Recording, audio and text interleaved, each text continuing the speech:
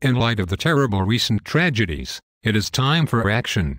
To help make the world a safer place, it is time for all Americans to sacrifice a little bit of freedom, to stop the violence of a few. All these acts of violence had one thing in common.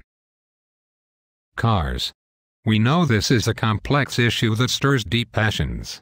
The fact that we can't prevent every act of violence doesn't mean we can't gradually decrease the violence. We need to look more closely at a culture that all too often glorifies car violence.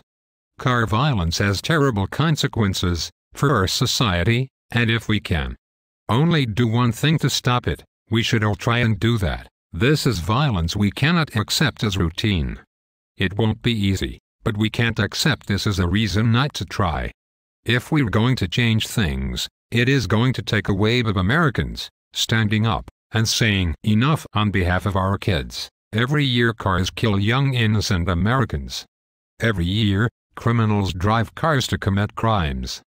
Take away their cars and criminals can no longer go to schools and kill children. Or banks to commit robberies. Or movie theaters and malls to end innocent lives. SUVs are too easy for unbalanced people to get a hold of. I urge Congress to pass reasonable sweeping car control measures.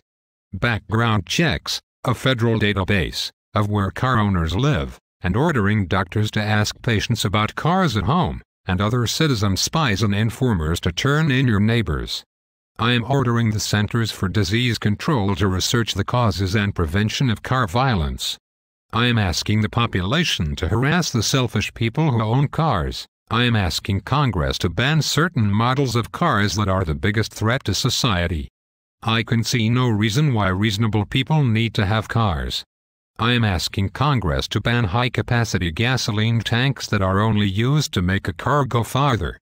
I am asking Congress to ban high-powered engines that are only used to make a car go faster.